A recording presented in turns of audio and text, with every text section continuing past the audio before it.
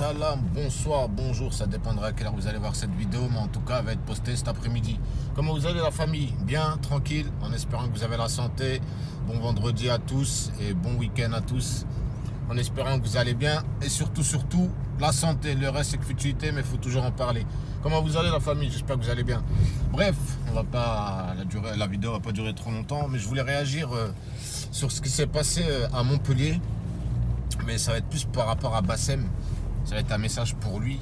Ce plus gros diviseur qui fait son pain sur la division, sur la haine, pendant que lui, il est installé bien au chaud dans son petit studio Tawish. Je sais pas si vous avez vu, il y a un petit qui s'est fait écraser. Si vous voulez que je vous dise, c'est triste. Mes condoléances à la famille. Et laisse tomber. Hein. Laisse tomber. Franchement, c'est ça. Faire des conneries, c'est... Qu'est-ce que vous voulez que je vous dise? Le gars, ils sont en train de célébrer la victoire de la France. Dans tous les autres endroits, les gens, ils ont fêté. Dans les autres pays, ils ont fêté. Surtout au Qatar, là où ça se passe, ils ont fêté. Supporters français, supporters marocains, même s'ils ont perdu, ils ont fêté ensemble, tranquillement, dans la rigolade. C'était festif et tout. Il n'y a qu'en France où il y a un problème. J'arrive pas à comprendre.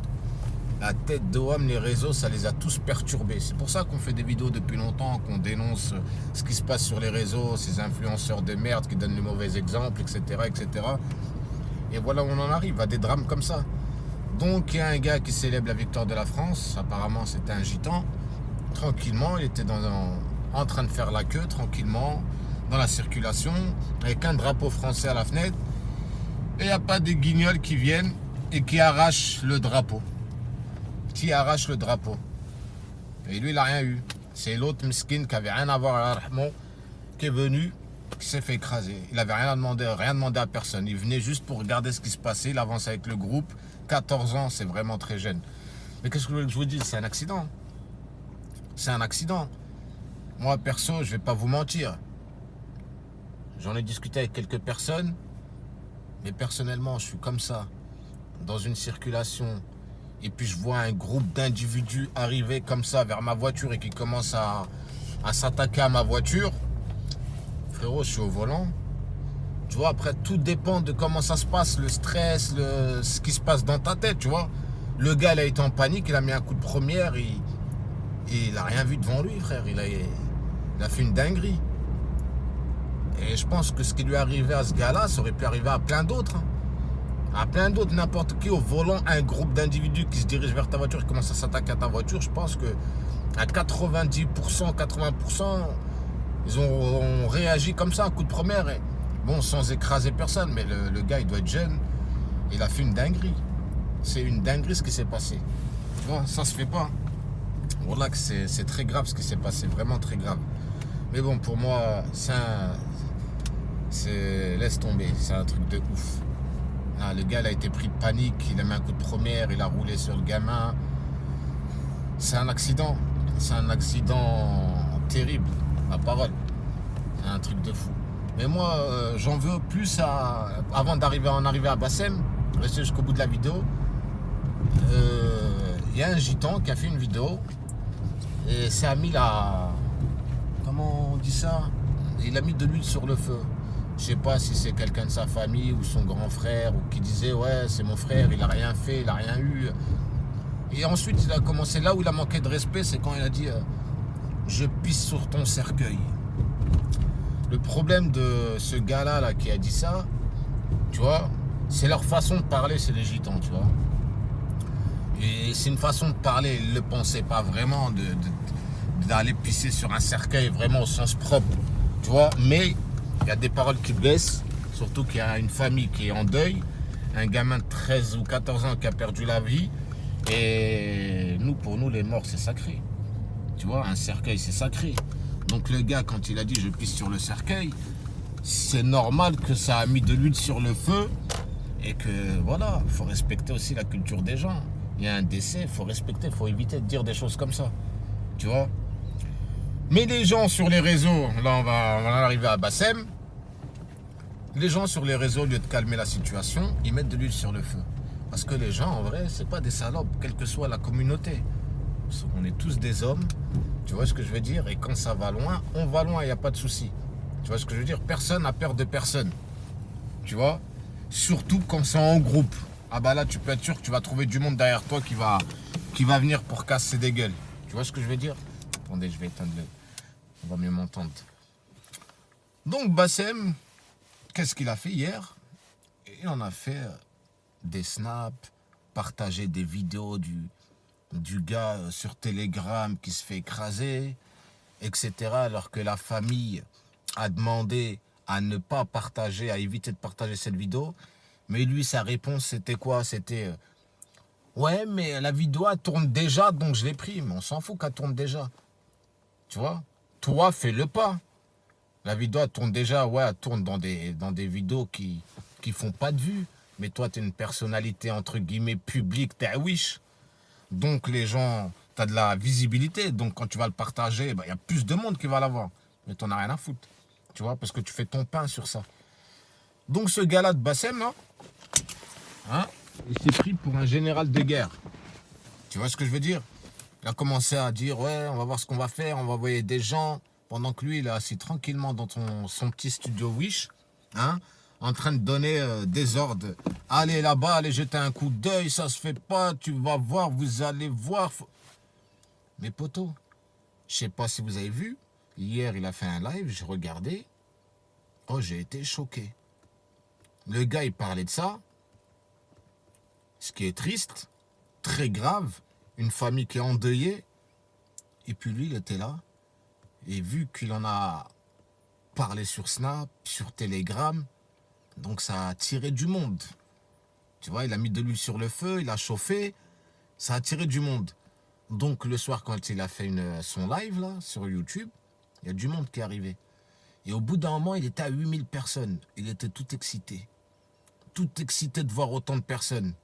Tu vois, au bout d'un moment, il a complètement oublié le deuil... le deuil du petit, il est complètement parti à l'ouest. Pour lui, après, il a fait une fixation sur les vues. Il était excité comme jamais. Carrément, vous savez ce qu'il a fait? Au bout d'un mois, il était à 9500 personnes sur son live. Il était tellement content qu'il a demandé aux gens de partager pour qu'on atteigne les 10K. Mais quel rapport? Tu es là en train de faire un live, en train de mettre de l'huile sur le feu, sur un gamin qui est décédé, une famille endeuillée, hein, en train de chauffer les gens à s'affronter les uns contre les autres. Juste pour atteindre les 10K, tu étais tout content. Et quand il a atteint les 10K, à votre avis, ce qui s'est passé, hein? Pour soi-disant le mec qui représente une communauté, le mec qui est triste, le mec qui est blessé, le mec qui est triste pour la famille, qui est en deuil. Et bien quand il a atteint les 10K, il a mis une musique, il s'est mis debout, il a commencé à danser. Là vraiment, je me suis dit, quand je dis à chaque fois dans mes vidéos que les réseaux c'est la folie, que c'est un truc de fou, on marche sur la tête, c'est incroyable. Le gars, il s'est levé, il a complètement tout oublié. Il a oublié la famille qui était en deuil, il a oublié le gamin qui était décédé. Il s'est levé, il a commencé à danser parce qu'il avait atteint les 10K. Mais il a oublié qu'il avait atteint les 10K par rapport à cette histoire de Montpellier. La curiosité des gens ont fait qu'ils sont venus cliquer pour voir ce qu'il raconte, ce qui se passe. Parce qu'il a voulu faire le mec numéro 1 sur les infos de ce qui se passe à Montpellier. Donc les gens, par curiosité, ils ont voulu comprendre ce qui se passe, ils sont venus voir. Et lui, quand il a atteint les 10K, il s'est levé, il a dansé. Aucun respect pour la famille. C'est un truc de malade mental. Donc, Bassem, je sais que tu vois tout sur les réseaux. Mes vidéos, tu les vois. Tu m'as déjà signalé à plusieurs reprises, hein, avec ta tête de chien que t'es. Mais écoute-moi bien. Toi, t'es un mec, on sait très bien pour qui tu marches. Tu marches pour le Front National. Hein? Parle un peu ce qui se passe à Lyon, ce qui s'est passé là pendant la victoire de la France. Des fachos qui sont sortis. Au lieu de venir mettre de l'huile sur le feu avec les gitans, où malheureusement c'est un accident ce qui s'est passé. Tu crois que c'était prémédité là ce qu'il a fait le gitan quand il a écrasé le gars? C'était pas prémédité. Il a été pris de panique, il a mis un coup de première, il n'a rien vu devant lui. Ça se trouve, il avait un peu bu et frère, il est arrivé ce qui est arrivé. C'est malheureux, mais ça reste un accident. Donc essaye pas de... Et c'est vrai que l'autre gitan là, qui a fait la vidéo, là, qui dit « pisse sur ton cercueil », ça se fait pas. Ça se fait pas.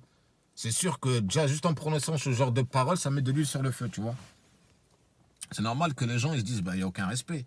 Déjà, il y a eu un accident, il y a eu un décès, une famille en deuil, plus le gars, il ose venir sur les réseaux dire je pisse sur le cercueil. Ça se fait pas. Et de toute façon, les vrais gitans, ils te le diront. Je te parle des vrais. Tu vois ce que je veux dire? Les vrais qu'on connaît. À la base, un vrai gitan, hein, un vrai bonhomme, tu vois ce qui s'est passé là? Le petit devait être jeune, il a été pris de panique. Mais un vrai gitan, il n'aurait pas fait ça. Il n'aurait pas fait ça. Il serait descendu, il les aurait affrontés normal. Même s'il serait fait défoncer, il aurait mis le frein à main, il serait descendu. Il n'aurait pas fait ce que le petit là, il a fait, tu vois. C'est malheureux. Mais bon, il y a une justice. La justice fera son travail. Et puis sitôt, calmez-vous. Ça ne sert à rien de vous chauffer les uns contre les autres. Hein, le gouvernement, il attend que ça part en couille. Déjà que c'est la merde en France. Hein, c'est la crise. Là, ils essayent d'oublier la crise avec la Coupe du Monde. Mais vous allez voir en janvier. Tous les prix ont augmenté. La vie, elle est chère. Il y a de la tension partout. Donc, ils essayent de trouver une solution pour camoufler tout ça. Et ça serait la cerise sur le gâteau que ça part en couille entre deux communautés en France. Là, ils vont pouvoir encore plus serrer la ceinture. Viens, tu vois ce que je veux dire? Donc, tous ceux qui passent par cette vidéo, gitans, rebeux, tout ce que vous voulez, calmez-vous. Laissez la justice faire son travail. C'est un accident.